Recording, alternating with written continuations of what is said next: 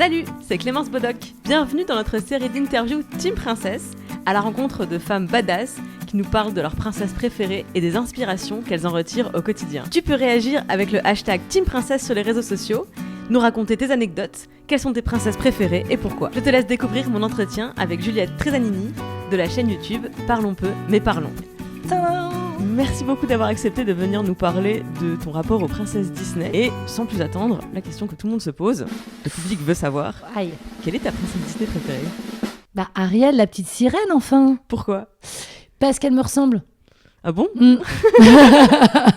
On a un peu le même parcours. Mi-femme, mi-poisson, comment ça se Exactement, passe ? tu vois bien mes écailles comme ça, j'ai troqué ma belle voix, c'est pour ça que je chante comme une casserole pour des jambes, pour une paire de jambes. Ariel, donc remettons un peu de contexte, elle a 16 ans, dans le film elle a 16 ans, c'est la petite dernière d'une famille nombreuse, elle a je sais pas combien de sœurs plus âgées qu'elle, elle a un père assez autoritaire ouais. qui régente sa vie. C'est dans ces caractéristiques-là que tu te retrouves chez Ariel ? C'est plutôt à l'âge de 16 ans, je voulais changer de monde. Je vivais dans un monde assez rigide, cadré, très chouette, hein, mais voilà, très, très normé, et j'avais envie d'être comédienne. Donc c'est en ça qu'elle me ressemble, c'est que je voulais aller ailleurs, quoi. Côtoyer un autre monde. Est-ce que quelque part ta relation à Ariel, elle s'est construite avec les années et les revisionnages ? Je pense, ouais, bah déjà c'est mon enfance. Enfin, moi j'ai grandi dans les années 90. Ariel, je pense que c'est 89. Donc voilà, déjà c'est un des Disney qui correspondait à l'âge où j'ai découvert les Disney. À propos d'Ariel, il y a un truc intéressant, je trouve, c'est le rapport à la voix. Au fait que tu disais, toi, à 16 ans, c'est aussi le moment où tu avais envie de changer de monde. Il y a un truc avec la voix VOIX et VOIE, tu vois. Changer de voix, oui, VOIE, Ouais. moi c'était ça, je voulais changer de voix. Ma voix qui était toute tracée, que tout le monde m'enviait un peu, c'était dans le business. En plus, mes parents auraient pu m'aider. Ils avaient des entreprises, des connexions, etc. Et j'étais assez brillante à l'école, donc c'était un peu tout tracé. Et moi, j'étais là, non, je veux pas, je veux aller dans ce monde de cinéma, je ne connais personne, et mais qui m'éblouit, quoi. Et c'était aller voir ailleurs parce que tu étais insatisfaite de ta condition ou plus un désir un peu aventurier Alors les deux, je pense que je trouvais mon monde un peu ennuyeux, quoi, un peu qui me correspondait pas. J'étais pas dans les clous. Et l'autre, ouais, me paraissait le monde du cinéma. Je regardais tous les films avec Meryl Streep et tout, et je me disais, mais c'est ça que je veux faire. Je veux être elle, en fait. Ça a l'air trop bien. Bon, je voyais que la partie glamour, Cannes, festival. Je pensais que c'était plus facile qu'après ce que j'ai pu vivre, mais je regrette pas une seconde de l'avoir tenté, en tout cas. Je pense qu'Ariel aussi devait se dire que ça allait être plus facile d'explorer le monde des humains. C'est ce que j'ai trouvé très intéressant dans son histoire. Le fait d'avoir des grands rêves et des grandes ambitions, des grandes envies, mais qu'en fait, quand tu les entreprends, tu te heurtes à des obstacles. Alors dans son cas, c'est vrai qu'elle est une méchante sorcière assez trousse. Ça complique les choses. Et toi, par exemple, dans ta vie, est-ce que tu as eu la sensation qu'effectivement, le chemin vers le rêve était parsemé d'obstacles ? Oui, je pensais que ça allait être plus facile que ça. En fait, je pensais que j'aurais, la carrière de Marion Cotillard, bien sûr. Je rêvais très haut. Et après, tu te rends compte que y a du monde qui veut faire ça, que c'est compliqué, qu'il faut convaincre tout le monde, les producteurs, etc. Et que tu finis en fait à finir tes cachets au parking de Ris-Orangis en faisant les lutins du Père Noël. C'est ça les débuts en fait. C'est que pour avoir ton intermittence, t'acceptes des choses et tu te dis on est loin du glamour là, on est loin du Festival de Cannes quand même. Comment tu gardes l'espoir, comment tu gardes la force, tu sais, de continuer à avancer, à croire en ton rêve quand justement tu t'es confronté à des obstacles ? Alors au début, tu as la jeunesse et l'insouciance. Et en fait, tu acceptes énormément de choses parce que tu as 18 piges, 19 piges, 20 piges. Et tu te dis, ça va arriver, ça va arriver, ça va arriver. Et ça n'arrive pas toujours. Faut surtout croire en soi parce qu'il n'y a personne qui croira en toi. Moi, j'avais une coach horrible, je ne citerai pas le nom, qui m'avait dit que j'étais beaucoup trop expressive pour être comédienne, que j'y arriverais jamais en fait. Donc c'est un métier où il faut vraiment, vraiment croire en ses capacités et en sa bonne étoile. Ce que j'aime beaucoup chez Ariel et ce qui m'a fascinée les premières fois que j'ai vu le film, c'est sa capacité d'émerveillement infini. Elle est quand même en train de prendre une fourchette pour la découverte du siècle. C'est génial. Oh, Polochon, regarde! Est-ce que tu as déjà vu une chose aussi merveilleuse que celle-ci dans ta vie? Génial!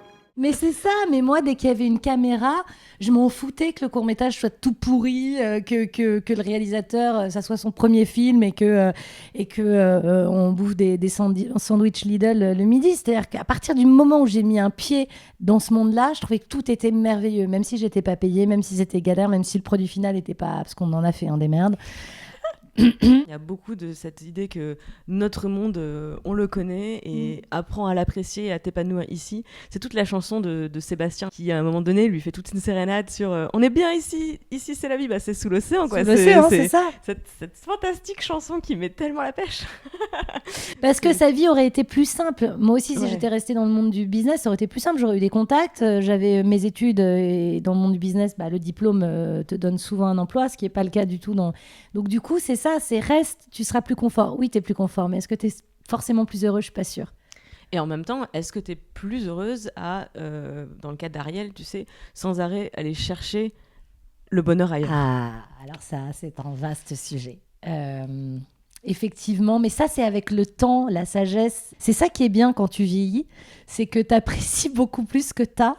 Je trouve, enfin en tout cas je parle de moi bien sûr, mais tu apprécies beaucoup plus les petits moments du quotidien, etc. Alors que quand tu es très jeune, tu as envie, tu es plein de rêves. J'ai moins cette impression que ça vient avec l'âge, Ah oui. parce que j'ai toujours ce côté, j'ai vraiment toujours le côté d'Ariel, d'insatisfaction du présent et de ce que présent. j'ai, et toujours quand même cette espèce d'envie d'ailleurs, d'ouverture, d'exploration, d'aventure. Et je t'avoue que c'est pas un truc qui est en train de s'apaiser. Plus les années passent et plus je me dis, faut pas attendre. Enfin, allez, c'est maintenant, je plaque tout, je me barre. Et vraiment, il y a 2 ans, c'est ce que j'ai fait. J'ai tout plaqué. Je me suis barrée en Indonésie en disant, je vais devenir prof de plongée. et je suis pas sûre de revenir. Et c'était libérateur en fait de se dire allez, je change de monde, je change d'univers, je pars avec un sac à dos et c'est tout ce que j'ai. Paradoxalement, c'est le fait de partir et de tout plaquer qui m'a redonné envie de retrouver ma vie ici et qui m'a enfin permis d'apprécier ce que j'avais. T'as jamais eu comme ça des envies de tout plaquer? C'est marrant parce Partir. qu'on doit se ressembler. Moi, c'était à Bali.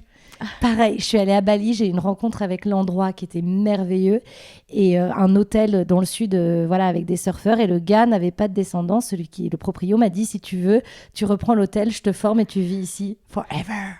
Et je suis rentrée, je lui ai écrit un mail et je lui ai dit voilà, je pourrais pas.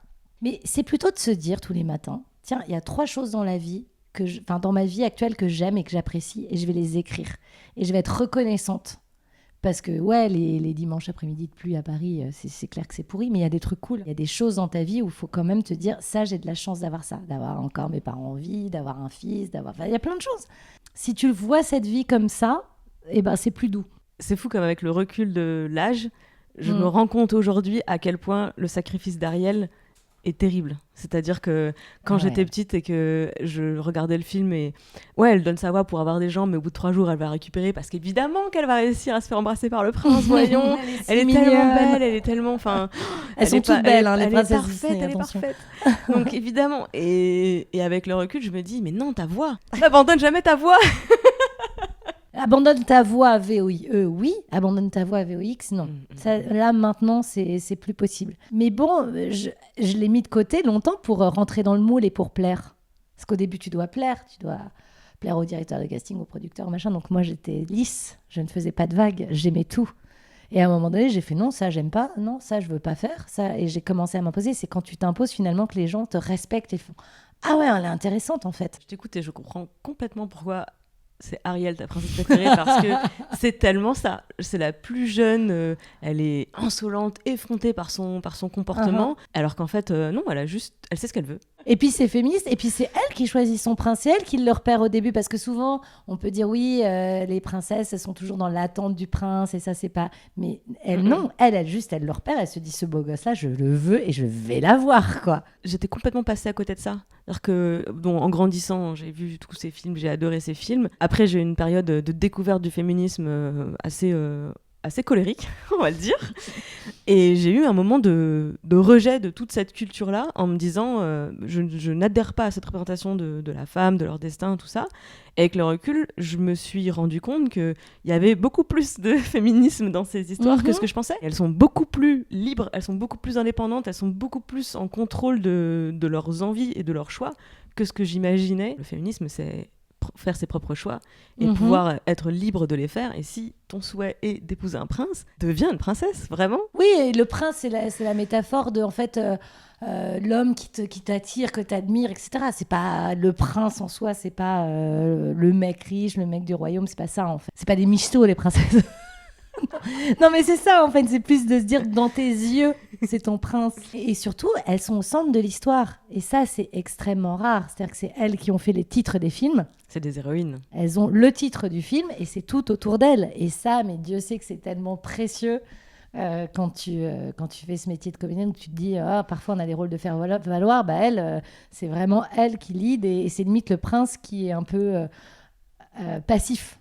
Tu disais tout à l'heure que tu es maman. Tu as un petit garçon, c'est ça ? Il a quel âge ? 5 ans et demi. Et alors, est-ce qu'il regarde des films Disney ? Est-ce qu'il a une princesse Disney préférée ? Il regarde pas mal La Reine des Neiges. Il chante Libéré, délivré d'ailleurs, beaucoup. Donc lui, il est très Reine des Neiges. Ouais, bah, c'est sa génération. C'est très mignon. Avec le recul, encore une fois, je l'ai revu en me disant... Mais c'était un des premiers films qui m'ont sensibilisé à l'écologie. Oui, complètement. Tu mets la tête sous l'eau et tu te rends compte de la richesse de ce monde complètement inconnu. C'est intéressant comme c'est complètement renversé parce que nous, on a l'habitude de voir le monde à la surface comme notre zone de confort, notre espace de sécurité, d'exploration aussi et d'aventure. Et sous l'eau, c'est clairement hostile. C'est à la fois fascinant et ça fait peur.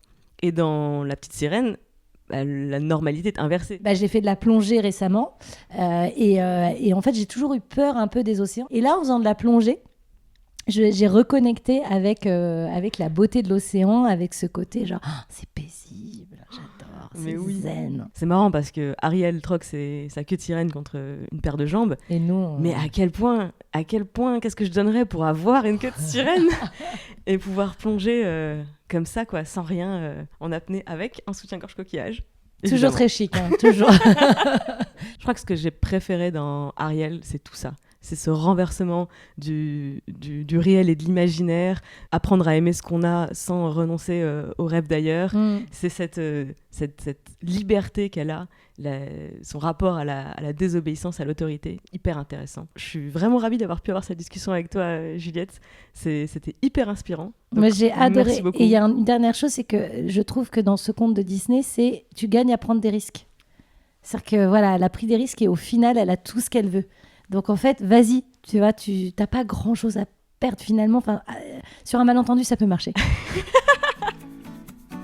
Donc oui, moi aussi, j'ai adoré. Merci beaucoup. Merci beaucoup d'avoir écouté cette interview. Tu peux retrouver Juliette Trezanini sur sa chaîne YouTube, mais également sur la chaîne YouTube Parlons peu, mais parlons, et dans plein de projets cool. Et si ça t'a plu, n'hésite pas à partager cette vidéo ou sa version longue en podcast que tu retrouveras dans la barre d'infos de la vidéo. Et abonne-toi pour ne rater aucune de nos merveilleuses créations originales.